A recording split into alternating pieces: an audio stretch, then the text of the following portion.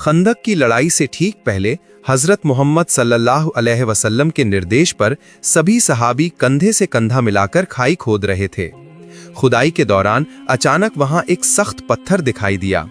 तब सहाबी रसूलुल्लाह सल्लल्लाहु अलैहि वसल्लम के पास आए और बोले, हे अल्लाह के नबी, खाई खोदते समय एक सख्त पत्थर निकला है। तब नबी जी सल्लल्लाहु अलैहि वसल्लम ने कहा, ठीक है, मैं खुद खाई के अंदर उतरूंगा। उस समय हजरत मोहम्मद सल्लल्लाहु अलैहि वसल्लम कई दिनों से भूखे थे। खाई खोदने वाले लगभग सभी सहाबी ने 3 दिनों से कुछ नहीं खाया था। वे भूखे और प्यासे थे। इसके बाद हजरत मोहम्मद सल्लल्लाहु अलैहि वसल्लम ने एक कुदाल हाथ में ली और पत्थर पर वार किया। उसी क्षण पत्थर टुकड़े टुकड़े होकर रेत के कणों में बदल गया। नबी के सहाबी हजरत जाबिर रजी अल्लाह ताला अन्हो ने जब देखा कि विश्व नबी भूखे पेट पर पत्थर बांधे हुए हैं, तभी उन्होंने मन बना लिया कि वे अल्लाह के नबी को अपने घर में खाना खिलाने के लिए दावत देंगे। फिर वे वहां से घर लौटे और अपनी पत्नी से बोले, तुम्हारे पास खिलाने के लिए कुछ है? मैंने रसूलुल्लाह सल्लल्लाहु अलैहि वसल्लम को बहुत भूखा देखा है। इस हालत में देखकर मुझसे और बर्दाश्त नहीं हो रहा है। इसलिए मैंने फैसला किया है कि रसूलुल्लाह सल्लल्लाहु अलैहि वसल्लम को एक वक्त का खाना खिलाऊंगा। तब जाबिर रदी अल्लाह अन्हु की पत्नी ने एक बर्तन में 1 सा यानी लगभग 4 मुद, जो लगभग 1 किलोग्राम के करीब जौ था, निकाल कर कहा, इस जौ के अलावा घर में और कुछ नहीं था। जाबिर रदी अल्लाह अन्हु ने तब अपनी पत्नी से कहा, तुम जौ पीसकर रोटी बनाने के लिए आटा तैयार करो। ये बात कहकर जाबिर रदी अल्लाह ताला अन्हु सोचने लगे कि रोटी का इंतजाम तो हो ही गया, अगर साथ में और कुछ इंतजाम हो जाता तो शायद रसूलुल्लाह सल्लल्लाहु अलैहि वसल्लम बहुत खुश होते। कुछ देर बाद उन्हें याद आया कि उनके पास एक मोटा ताजा बकरी का बच्चा है। ये सोचकर उन्हें राहत मिली। अतः तुरंत वे दौड़कर हजरत मोहम्मद सल्लल्लाहु अलैहि वसल्लम के पास पहुंचे और सलाम करके चुपचाप बोले, या रसूल अल्लाह, मैं तो गरीब आदमी हूँ, मेरे पास कोई विशेष संपत्ति नहीं है, लेकिन मेरी बहुत दिनों से इच्छा है कि आपको एक वक्त का खाना अपने घर में दावत देकर खिलाऊं। अगर आप मेरी दावत कबूल कर लेते हैं तो मेरी ये आशा पूरी होगी। उनकी ये बात सुनकर हजरत मोहम्मद सल्लल्लाहु अलैहि वसल्लम ने ऊंची आवाज में सभी सहाबियों को संबोधित करते हुए कहा, सुनो है सहाबियों, तुम सब सुनो। आज मेरे जाबिर ने हमें अपने घर में खाना खाने के लिए दावत दी है। मैंने दावत कबूल कर ली है। तुम सब जल्दी काम खत्म कर लो। आज हम सब जोहर की नमाज के बाद जाबिर के घर खाना खाने जाएंगे। नबी जी की ये बात सुनकर सभी सहाबियों के चेहरे पर हंसी खिल उठी और जाबिर रदी अल्लाह अन्हु अत्यधिक खुशी से पागल से हो गए। इसलिए वे दौड़कर घर की ओर गए। फिर कुछ दूर जाने के बाद उन्हें याद आया कि यहाँ सहाबी लगभग 400 से 1000 तक हैं।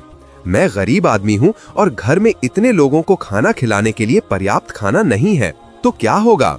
तब जाबिर रदी अल्लाह अन्हु तूफान की गति से फिर रसूल सल्लल्लाहु अलैहि वसल्लम के पास आए और नबी को देखकर विनती करके अर्ज किया, या रसूल अल्लाह, मैंने तो सोचा था कि आप सिर्फ कुछ सहाबियों को लेकर मेरे घर खाना खाने आएंगे, लेकिन आपने तो सबको दावत दे दी है। अब 100 से मतभेद के अनुसार 1000 तक सहाबी मेरे घर जाएंगे। ये बात मैं समझ नहीं पाया था। आप तो जानते हैं मैं नितांत गरीब असहाय आदमी हूँ। अब क्या होगा? अब मैं क्या करूँगा?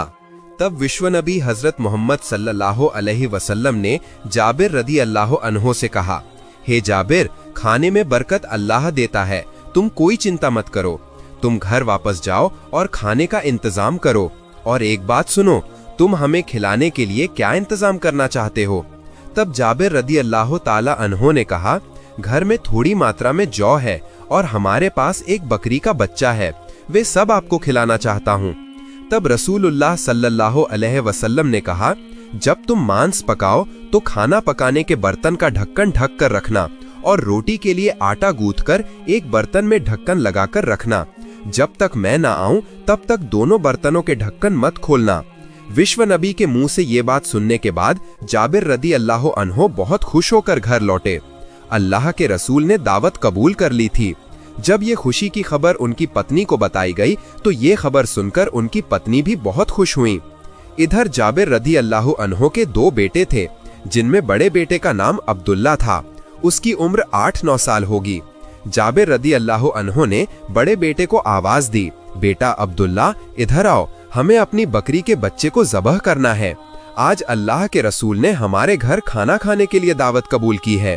फिर बेटे को साथ लेकर घर से थोड़ी दूर जाकर बकरी के बच्चे को ज़बह किया और मांस काटकर पकाने के लिए तैयार किया। इसके बाद उन्होंने हांडी में मांस चढ़ा दिया और थोड़ी थोड़ी देर में सड़क की तरफ झांक कर देख रहे थे कि अल्लाह के रसूल आए हैं या नहीं।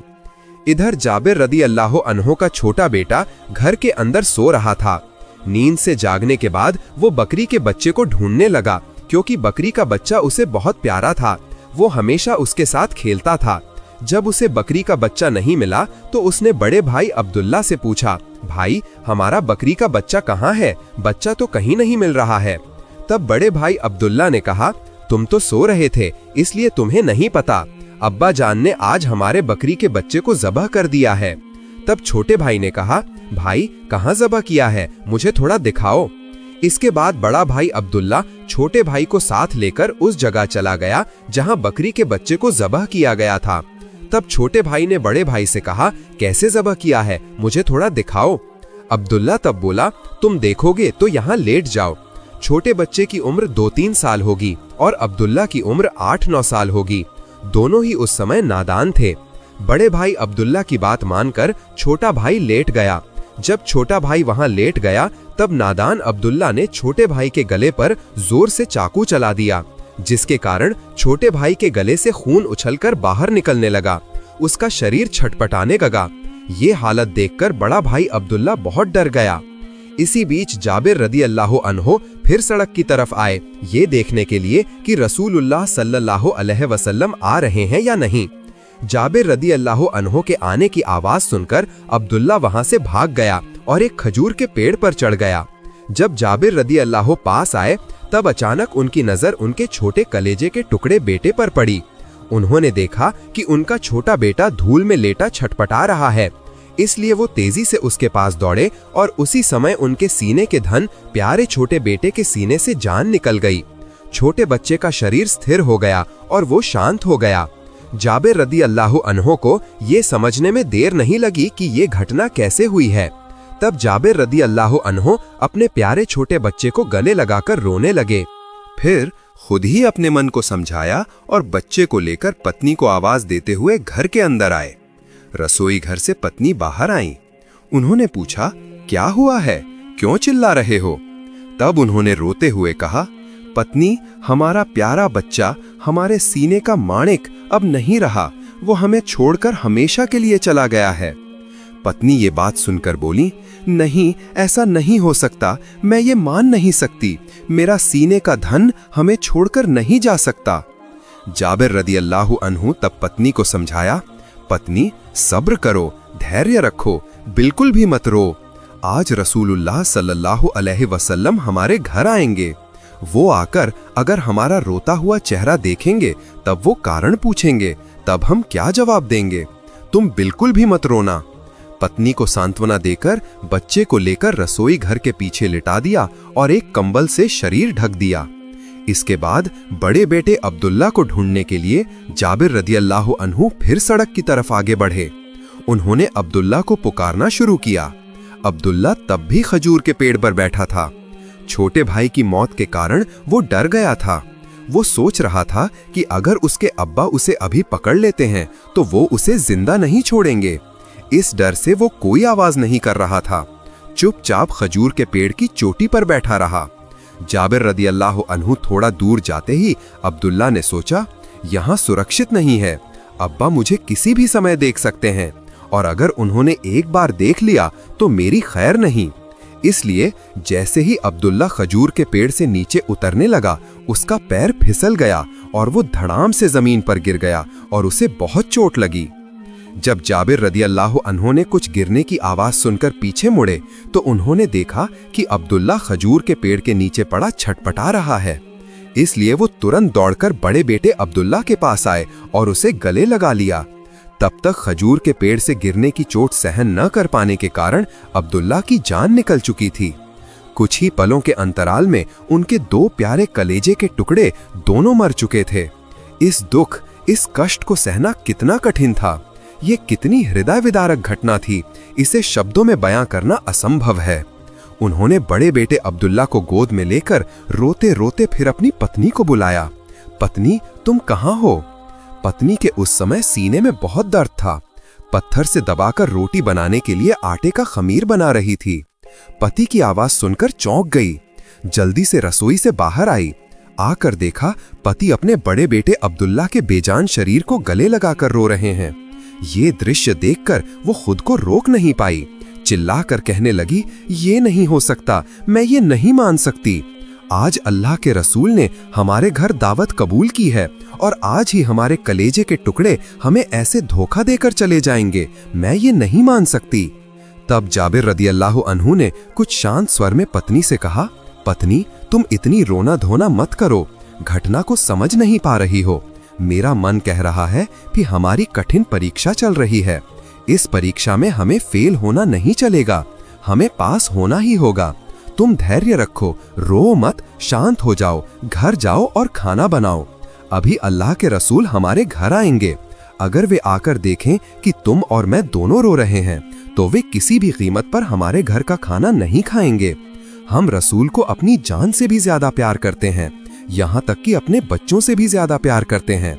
हमें कष्ट हो तो उसमें कोई दुख नहीं, लेकिन हम अपने रसूल के मन को कोई कष्ट नहीं दे सकते और देंगे भी नहीं। यह कहकर जाबिर बड़े बेटे अब्दुल्ला को लेकर रसोई के पीछे छोटे बेटे के पास सुला दिया और एक कंबल से ढक दिया। घर में घुसते ही सड़क की ओर देखा। उन्होंने देखा कि अल्लाह के रसूल ऊंट की पीठ पर सवार होकर उनके घर की ओर आ रहे हैं। पीछे सहाबियों की लंबी कतार दिखाई दी। इसलिए वो दौड़कर सड़क की ओर गए और रसूल सल्लल्लाहु अलैहि वसल्लम को बुलाकर कहा, अहलान सहलान या रसूल, यह कहकर स्वागत किया। इसके बाद उन्हें घर के अंदर ले आए। पत्नी को आवाज देकर कहा, अल्लाह के रसूल हमारे घर आए हैं, जल्दी खाना परोसने की व्यवस्था करो। तब उनकी पत्नी ने आटे का खमीर रसूल सल्लल्लाहु अलैहि वसल्लम के सामने रखा। उन्होंने उसमें थोड़ा थूक मिलाकर बरकत की दुआ की। इसके बाद मांस की हांडी के पास गए और उसमें भी थोड़ा थूक मिलाकर बरकत की दुआ कर दी। इसके बाद कहा कि तुम चूल्हे के ऊपर से इस हांडी को नीचे मत उतारना, तुम वहीं से सब्जी लेकर परोसना। इसके बाद रसूल सल्लल्लाहु अलैहि वसल्लम को घर के अंदर बिठाने की व्यवस्था की। दस्तरखान बिछा दिया, साथ में कुछ सहाबियों को भी बिठाया और सभी सहाबियों को घर के आंगन में बैठने दिया। इसके बाद जाबिर रदियल्लाहु अन्हु ने विश्व नबी को घर के अंदर जाने का अनुरोध किया। अल्लाह के रसूल जब घर के अंदर एक पैर रखे थे और दूसरा पैर बाहर था, ठीक उसी समय अल्लाह के हुक्म से फरिश्ता हजरत जिब्राइल अलैहिस्सलाम वहां आए। उन्होंने रसूल सल्लल्लाहु अलैहि वसल्लम को सलाम किया और कहा, हे अल्लाह के रसूल, मैं आपके लिए अल्लाह की ओर से संदेश लेकर आया हूँ। अल्लाह पाक ने आपसे कहा है कि आप जब जाबिर के घर खाना खाएंगे तब आप उसके 2 बेटों को लेकर एक साथ बैठकर खाना खाएंगे। यह कहकर हजरत जिब्राइल अलैहिस्सलाम अदृश्य हो गए। इसके बाद रसूल सल्लल्लाहु अलैहि वसल्लम घर के अंदर घुसने के बाद पैर फिर बाहर की ओर निकाले और जाबिर रदियल्लाहु अन्हु से कहा, जाबिर, तुम्हारे तो 2 बेटे हैं, वे कहाँ हैं?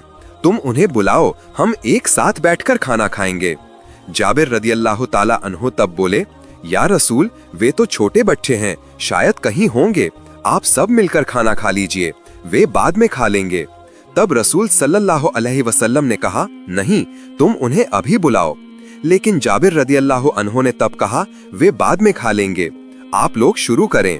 तब रसूल सल्लल्लाहु अलैहि वसल्लम ने थोड़ी सख्ती से कहा, जाबिर, तुम समझ नहीं रहे हो, अपने बेटों के साथ एक साथ खाना खाना ये मेरी इच्छा नहीं है, ये अल्लाह की इच्छा है। तुम और देर मत करो, जल्दी से बेटों को मेरे पास ले आओ। तब हजरत जाबिर रदियल्लाहु अन्हु कुछ देर चुप रहे। इस बार रसूल सल्लल्लाहु अलैहि वसल्लम के कान में घर के अंदर से किसी के धीरे धीरे रोने की आवाज आई। तब रसूल सल्लल्लाहु अलैहि वसल्लम ने कहा, हे जाबिर, घर के अंदर कौन रो रहा है? तब जाबिर रदियल्लाहु अन्हु ने कहा, हुजूर, मेरे साथ आइए, आपको अपने सभी सवालों के जवाब मिल जाएंगे। ये कहकर जाबिर रज़ियल्लाहु अन्हु रसूल सल्लल्लाहु अलैहि वसल्लम को साथ लेकर रसोई घर के पीछे की ओर गए। उन्होंने कंबल से ढके 2 शरीर दिखाए और कहा, ये मेरे बच्चे हैं, ये मेरे दिल के टुकड़े हैं, यहाँ सोए हुए हैं, वे हमें छोड़कर चले गए हैं और जीवित नहीं हैं। ये सुनकर रसूल सल्लल्लाहु अलैहि वसल्लम निस्तब्ध हो गए। कुछ देर चुप रहे। इसके बाद जाबिर रज़ियल्लाहु अन्हु से कहा, अरे जाबिर, तुम इतने कठोर पिता हो ये मैं पहले नहीं जानता था। तुम्हारे कलेजे के टुकड़े तुम्हें छोड़कर चले गए हैं, फिर भी मुझे खिलाने के लिए पागल हो गए हो। यहाँ तक कि मुझे अंदाजा भी नहीं लगाने दिया। तुम्हारे सीने में दुख का पहाड़ है, तुम मुझसे इतना प्यार करते हो। फिर रसूल सल्लल्लाहु अलैहि वसल्लम जमीन पर बैठ गए और दोनों बेटों की सीने पर दोनों हाथ रखकर कहा, हे जाबिर के बेटो, मैं अल्लाह का रसूल हूँ, तुम्हें बुला रहा हूँ, तुम उठो और मेरे साथ खाना खाओ। नबी जी के ये बात कहने के साथ ही अल्लाह के दरबार में वो कबूल हो गया। बेटों की जान फिर से उनके सीने में लौट आई, जीवित हो गए दोनों भाई। इस बार रसूल सल्लल्लाहु अलैहि वसल्लम उन दोनों भाइयों को गले लगाकर घर के अंदर लाए और खाना खाने बैठ गए। तब नबी जी ने सभी सहाबियों को संबोधित करते हुए कहा, हे सहाबियों, तुम सब सुनो। आज तुम जितनी चाहो रोटी खाओ, जितना चाहो मांस खाओ, लेकिन हड्डियां मत चबाना और चूस चूस कर खाना। तब रसूल सल्लल्लाहु अलैहि वसल्लम ने हजरत जाबिर रज़ियल्लाहु अन्हु से कहा, हे जाबिर, तुम सबको खाना तैयार करके दो। तब जाबिर रज़ियल्लाहु अन्हु ने खाने के पतीले का ढक्कन हटाकर हाथ अंदर डाला और उसमें से मांस और रोटी सबको देने लगे। इसके बाद सभी का पेट भर जाने के बाद हजरत मोहम्मद सल्लल्लाहु अलैहि वसल्लम ने हजरत जाबिर से कहा, हे जाबिर, अब तुम मांस और रोटी का ढक्कन खोलो। हजरत जाबिर रज़ियल्लाहु अन्हु ने मांस और रोटी का ढक्कन खोलते ही देखा, पहले की तरह सारा मांस पतीले में मौजूद है, एक टुकड़ा मांस भी कम नहीं है और रोटी पहले जितनी की उतनी ही है। हजरत जाबिर रज़ियल्लाहु अन्हु ये दृश्य देखकर आश्चर्यचकित हो गए। इसके बाद नबी जी ने हजरत जाबिर रज़ियल्लाहु अन्हु से कहा, हे जाबिर, तुम मांस खाने के बाद सभी हड्डियां मेरे सामने ले आओ। फलस्वरूप जाबिर रज़ियल्लाहु अन्हु ने हड्डियां विश्व नबी के सामने लाकर हाजिर कर दी। इसके बाद हड्डियों को सामने रखकर नबी जी ने अल्लाह के दरबार में दुआ की। उसी समय जाबिर रज़ियल्लाहु अन्हु के छोटे बेटे की वो बकरी हड्डियों के बीच से निकलकर एक दौड़ लगाई। सुभान अल्लाह! यही था सहाबियों का नबी के प्रति प्यार। मदीना की हवा में तब एक अजीब शांति थी। खजूर के पेड़ों के पत्ते हल्की हवा में झूल रहे थे। दूर मस्जिद नबवी की ओर से अजान की ध्वनि सुनाई दे रही थी। लोग एक एक करके अल्लाह के रास्ते पर लौट रहे थे। नबी करीम सल्लल्लाहु अलैहि वसल्लम अल्लाह के संदेश फैला रहे थे, लोगों को एक अल्लाह की इबादत के लिए बुला रहे थे। लेकिन सभी खुश थे, ऐसा नहीं था। मदीना के कुछ यहूदी कबीले थे जो नबी जी की दावत बर्दाश्त नहीं कर सकते थे। उनके दिलों में ईर्ष्या और घृणा थी। उन्हीं में से एक यहूदी महिला थी जिसका नाम लुबैदा बिन्ते असाम था। वो जादू में पारंगत थी और अंधकार शक्तियों की उपासक थी। एक दिन उसने नबी जी को नुकसान पहुंचाने का फैसला किया। उसने सोचा, अगर मोहम्मद को कष्ट दिया जाए तो उनकी दावत बंद हो जाएगी, उनके अनुयायी कमजोर पड़ जाएंगे। इसके बाद एक दिन उसने चतुराई से नबी जी द्वारा इस्तेमाल की गई एक कंघी प्राप्त की। उस कंघी में नबी जी के बालों के कुछ गुच्छे थे। लुबैदा ने उन बालों को लेकर एक धागे में 11 गांठें बांधी और हर गांठ पर जादू का मंत्र पढ़ा और शैतान का नाम उच्चारण करके फूंक मारी। फिर उस गांठ बंधी वस्तु को एक खजूर के सूखे छिलके के अंदर रखकर जरवान नामक एक पुराने कुएं के अंदर फेंक दिया। उधर कुछ ही दिनों में जादू का असर पैगंबर पर दिखने लगा। वे धीरे धीरे कमजोर होने लगे। शरीर में दर्द शुरू हो गया। कभी मन उदास होता, कभी लगता कि उन्होंने कुछ किया है और कभी लगता कि नहीं किया है। सहाबा उन्हें देखकर चिंतित हो गए, लेकिन पैगंबर ने किसी को दोष नहीं दिया। वे नमाज पढ़ते, कुरान पढ़ते, दुआ करते और कहते, मेरा रब ही मेरा सहायक है। दिन इसी तरह बीत रहे थे। पैगंबर समझ गए कि कुछ अदृश्य शक्तियां उन्हें परेशान कर रही हैं। एक रात वे सो गए, तभी एक चमत्कारी घटना घटी। पैगंबर ने सपने में देखा कि 2 फरिश्ते आसमान से उतर रहे हैं। एक उनके सिर के पास बैठा और दूसरा पैरों के पास। पहले फरिश्ते ने पूछा, इस आदमी को क्या हुआ है? दूसरे ने कहा, उन पर जादू किया गया है। पहले ने पूछा, किसने जादू किया है? दूसरे ने कहा, एक यहूदी महिला नाम लुबैदा बिन असाम। पहले ने पूछा, वो जादू की चीज अब कहाँ है? दूसरे ने कहा, एक कुएं में जिसका नाम जरवान है। वहां खजूर के छिलके और गांठ वाले धागे रखे हैं।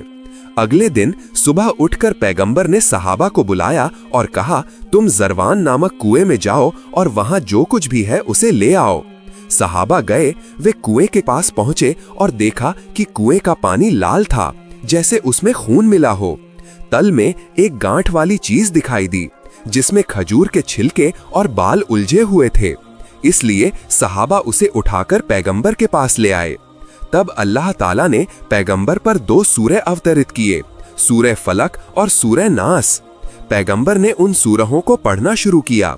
हर आयत के साथ एक एक गांठ खुलती गई। पहली आयत में एक गांठ खुली, दूसरी आयत में दूसरी, तीसरी आयत में तीसरी। इस तरह सारी गांठें खुल गईं।